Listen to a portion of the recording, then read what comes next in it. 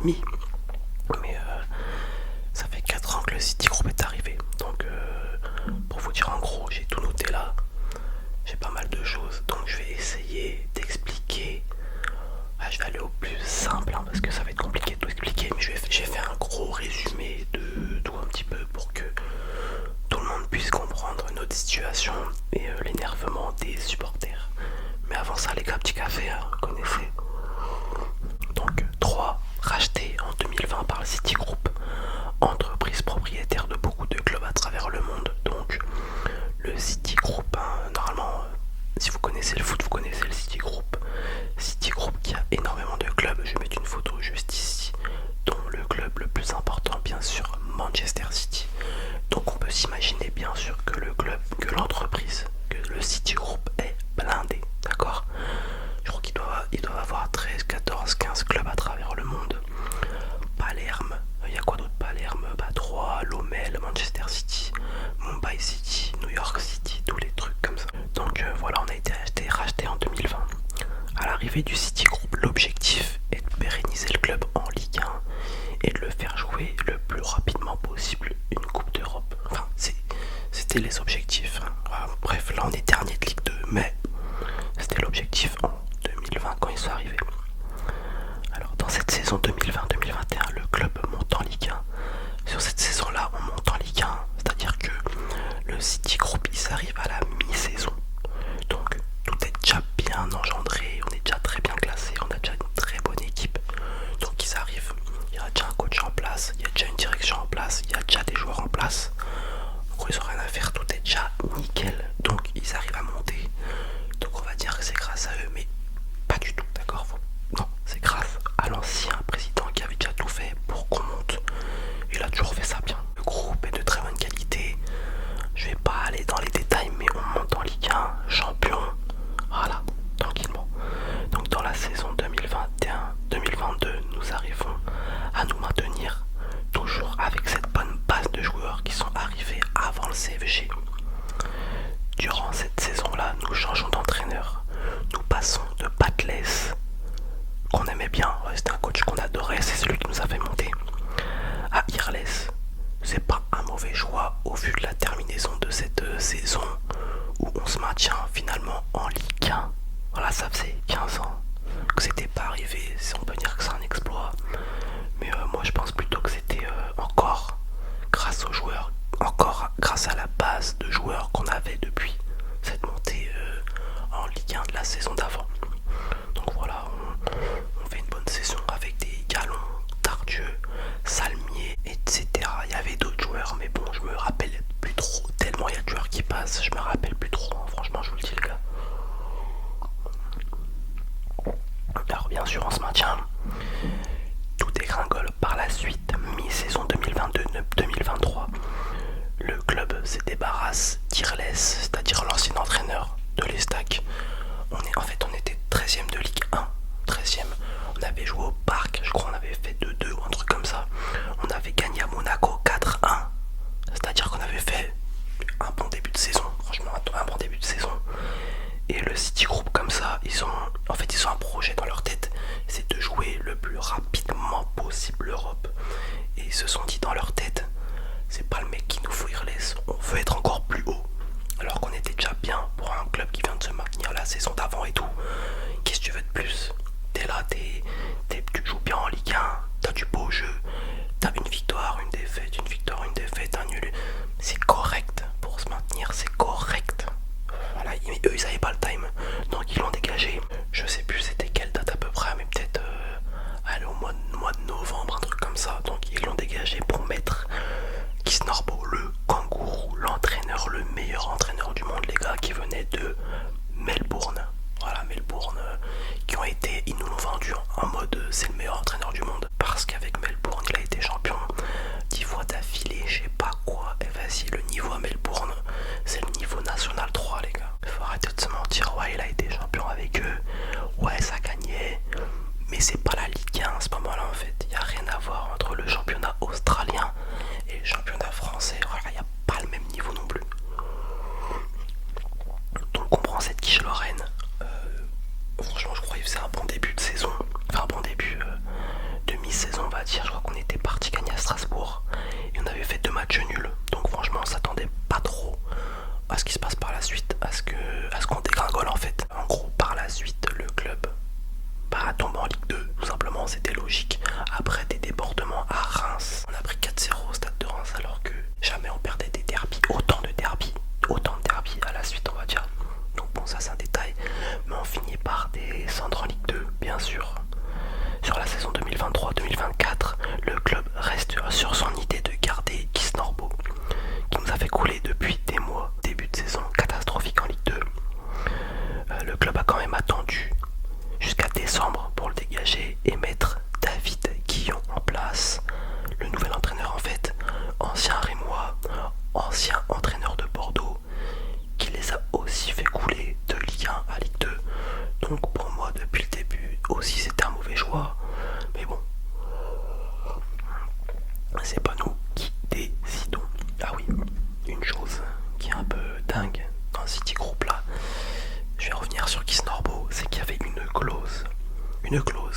Le mec ne pouvait pas se barrer avant 1 an. C'est-à-dire que quels que soient les résultats, le mec ne pouvait pas partir. Ces stats, c'est pas une blague les gars ce que je vais vous dire.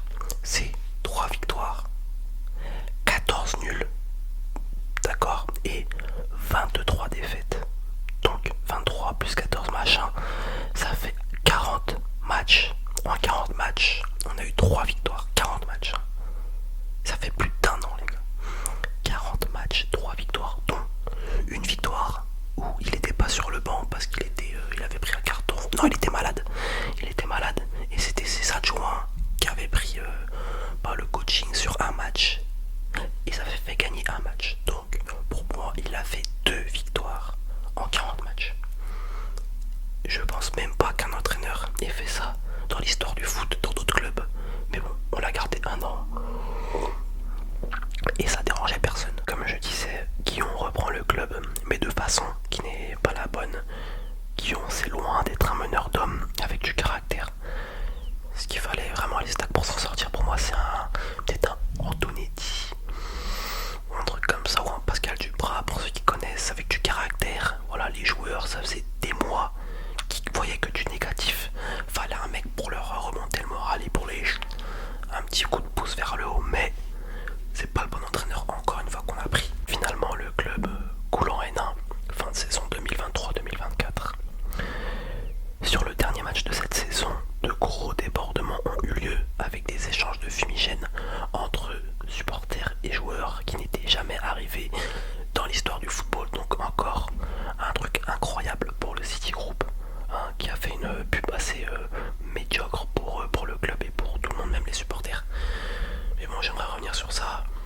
Quand ça fait 2 ans qu'on nous crache à la tête, parce que pour moi c'est nous crache à la tête des supporters qui ont toujours été là, qui ont toujours aimé le club depuis 10, 15 ans, 20 ans, et que City débarque et qui font leur loi, pas de ci, pas de ça, tatati. Il y a aussi eu l'année dernière des réunions entre supporters et dirigeants du City Group pour nous dire que ouais, les choses vont changer, ça va s'améliorer, gna gna gna gna gna gna. Mais ça, il y en a eu plusieurs, je crois qu'il y en a eu 2 ou 3 des réunions, ça parlait correctement. Donc voilà, en fait ça baratinait les supporters pour, on va dire, les calmer un peu. Donc il y a eu quelques matchs, on s'est calmé, etc. Mais dernier match de la saison, ça a explosé. Donc échange de fumigènes entre joueurs et supporters. Donc les supporters, comme dans beaucoup de stades, ont envoyé des fumigènes sur le terrain. Mais le pire dans tout ça, d'accord, quand on envoie un fumigène sur un terrain, c'est pas bien, mais c'est quoi le danger réellement? Il y en a pas parce qu'il y a de l'espace, il y a tout ce que vous voulez, les joueurs peuvent s'écarter, il n'y a aucun problème, au pire ils rentrent au vestiaire. Mais les joueurs là qui ont renvoyé les fumigènes, parce qu'il n'y en a pas un, il n'y en a pas deux, il n'y en a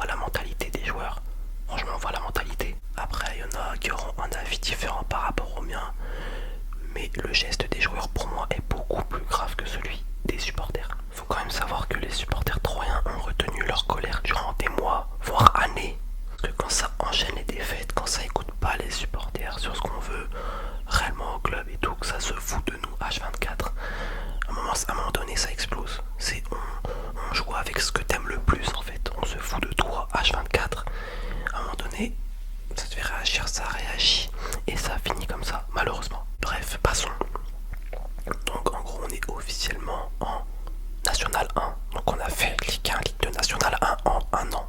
Donc c'est franchement incroyable. Ce qui se passe, c'est que le 23 juillet 2024, une annonce a un peu ravivé l'espoir côté troyen que le club était finalement repêché de la N1 à la Ligue 2. Au vu de la situation des Girondins de Bordeaux, grosse force à eux au passage, le club retrouve la Ligue 2. Un signe peut-être comme si quelqu'un nous donnait une deuxième chance. Cette annonce a enclenché pas mal de choses derrière. City a réinvesti rapidement sur des joueurs, d'autres sont partis, d'autres sont arrivés en mode en fin de mercato, ils sont arrivés tata, c'était un peu n'importe quoi, c'était un peu le bordel. Mais ça nous fait encore des promesses comme quoi ça va aller, c'est des bons joueurs, ça achète des joueurs de N1. Ça nous dit oui c'est le meilleur joueur de national. Ouais mais c'est un joueur de national, donc on sait pas en fait ce qu'ils font en Ligue 2. Comment il s'appelle, c'est Syria Kyrie par exemple. Oui, c'est le meilleur joueur de national, on l'a acheté 3 millions d'euros. 3 millions d'euros, c'est énorme pour un joueur de national. Et on voit qu'en fait, ouais, là en 5 matchs, aucun but de sa part. Mais ça on va revenir après sur ça. Oui, donc comme je disais, il y a un nouveau président depuis peu, Pinty, que je mets juste là pour voir un peu sa tête. Il y a eu aussi un nouveau directeur sportif, Sipierski, que je mets là. Et bien sûr Stéphane Dumont, qui est quand même un coach assez connu en Ligue 2, qui a entraîné Guingamp pendant 3 ans et qui a fait que des bonnes choses avec Guingamp. Donc ça c'est vraiment pas mal. Après on a eu des arrivées comme Irié, Boucher, Adeline, Mendes, Diaz, etc. Et les départs de Ndiaye, Oletan, Zoukourou, Conté, etc. aussi. Il faut savoir que certains de ces joueurs jouent maintenant la Ligue des Champions. Trouvez la logique. Il n'y en a pas. C'est-à-dire qu'il y a des joueurs dans notre effectif qui avaient le niveau LDC. Mais chez nous, nada. J'ai vu certains matchs de cette saison, ils ont le niveau LDC les gars. Trouvez la logique. L'envie de jouer pour le club. Il y avait rien. Zéro, niet, nada. Finalement, le club commence sa saison un peu à l'arrache en août. Pas mal de défaites, mais c'était imaginable au vu de la préparation et des arrivées des joueurs assez tardifs avec cette annonce de repêchage. Le problème maintenant, c'est qu'on arrive fin septembre et qu'on continue à avoir les mêmes problèmes qu'avant, c'est-à-dire que même en changeant tout, ça change rien. En fait, c'est ça qui est incroyable, tu changes tout. Là, qu'on joue bien, qu'on joue mal, que ce soit qu'on ait de la possession de balle, qu'on n'en ait pas, qu'on ait des frappes, qu'on n'en ait pas, que l'arbitrage joue avec nous ou pas, c'est pareil, on perd. Donc là, en 6 matchs, on est sur 5 défaites, un match nul, 11 buts encaissés et 1 but marqué. 1 point, on est dernier de Ligue 2. Je vous mets le classement juste là. C'est quand même un truc de ouf. C'est quand même un truc de ouf. Tu changes tout, mais ça change rien. Et ce qui m'énerve, c'est que les dirigeants, ils te font croire que nos achats sont des bons achats. Tu fais mais c'est une blague. Nous on y croit en fait au début. On dit ah pas mal le joueur. Il vient de la Juventus. Il était approché par l'Ajax Amsterdam. Finalement il vient à l'Estac. Les gars, s'il vient à l'Estac, c'est qu'il y a une raison. C'est qu'il y a une raison les gars. Parce que c'est comme un joueur, je mettrai son nom là, je me rappelle plus, je mettrai sa tête là. Il vient de la Juve, il avait l'opportunité d'aller à l'Ajax, il est venu à 3 en dernière minute à la fin du mercato. Pourquoi? Expliquez-moi. Si le gars il a le niveau pour aller à l'Ajax, pourquoi il vient chez nous? Mais bref, il y a plein de cas comme ça. On va revenir sur le cas Savigno, vite fait, qui joue actuellement à Manchester City. C'est-à-dire qu'il y a 3 ans on l'achète. Donc City l'achète pour nous, en gros c'est comme si nous on l'achetait, d'accord? Mais il faut savoir que ce mec là n'a jamais mis un pied à 3 et 3 l'a direct prêté au PSV Eindhoven pour ensuite après être reprêté à Giron. Et après cette saison, la saison dernière, est transféré à Manchester City. C'est-à-dire que plein de joueurs qui viennent chez nous, qu'on achète au nom de l'Estac, ne mettent pas un pied chez nous alors qu'on pourrait en avoir besoin en fait pour nous et pour monter en Ligue 1 par exemple, pour faire de grandes choses en fait.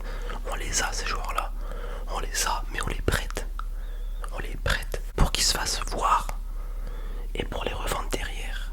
Mais il faut savoir encore une chose, c'est que City fait ça parce qu'ils n'ont pas le choix. C'est que je crois qu'il y a une loi qui dit que par an un club ne peut acheter que 5 ou 6 joueurs étrangers ou je sais pas quoi, un truc comme ça. Mais vu qu'ils possèdent les stacks, l'Omel, nanani nanana, ils peuvent en acheter autant qu'ils ça crème. Il dit juste qu'il achète au nom de l'Estac et ça passe crème. Mais le mec ne mettra jamais un pied ici. Nous, on prête nos joueurs à des équipes qui jouent la LDC. Non mais tout. Parce que c'est encore le cas avec NDI, avec Brest par exemple. Comment c'est possible? C'est ça qui est dingue en fait. City profite de nous. En fait, pour eux, on est juste des PU, une PUTE. Vous avez capté les gars? On est leur PUTE. C'est un truc de ouf. C'est un truc de ouf, mais bon. C'est pour ça que les supporters sont énervés. Ça se fout de nous, ça nous utilise. Mais nous derrière, nada. Par contre, la formation troyenne, le centre de formation fonctionne super bien. C'est sûr, les joueurs ne mettront jamais un pied avec l'équipe A. Ils seront vendus avant. C'est quand même un truc de ouf. Parce qu'on pourrait vraiment faire une belle équipe à 3, mais on les prête ou on les vend avant. Voilà. Ils s'en fichent de l'équipe A, y a rien. Y a rien. Bref, on va revenir sur les résultats de ces derniers matchs. Voilà, des résultats encore qui me font mal. Qui font mal. Voilà, ça continue, ça continue.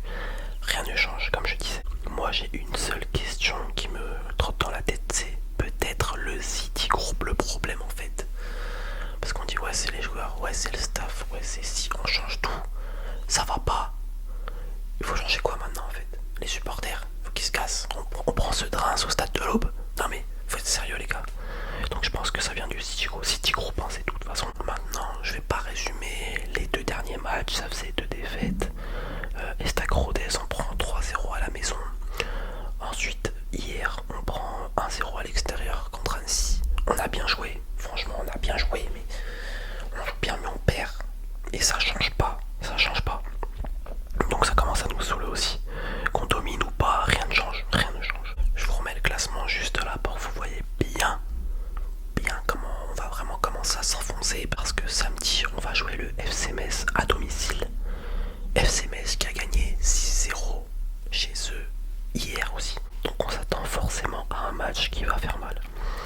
Les supporters troyens attendent un miracle, mais est-ce possible? C'est ça la vraie question. Pour moi c'est pas possible les gars. Comment tu veux gagner contre le FC Metz alors que déjà tu mets qu'un but en 5 matchs, t'en perds 5, tu fais un match nul, faudrait quoi? En fait faudrait que l'arbitrage soit avec nous, qui prenne un rouge sur une erreur, et encore je suis pas sûr qu'on gagne ce match. Donc voilà les gars, je pense que c'est encore 3 points dans le vent, hein, ça va être 0 points. 3 points pour le FC Metz, hein, bravo à vous les gars. En tout cas j'espère que les choses changeront rapidement, parce qu'il y en a besoin là. Il faut vraiment que ça prenne des points. Je pense qu'on n'en prendra pas contre le FC Metz, mais il faut que ça vienne rapidement sur les prochains matchs. Parce que là on va commencer à s'enfoncer. On est déjà dans du négatif. Mais là si on s'enfonce encore, et qu'à un moment donné on a 10 points de l'équipe devant nous, on est mort. Il y aura plus personne au stade. On va couler en N1 et c'est peut-être tout ce qu'on mérite. Voilà, en tout cas moi je vais vous faire un débrief de ce match FC Metz. Après samedi, peut-être que ça sortira lundi au final. Si j'ai la motive, hein, parce que si on prend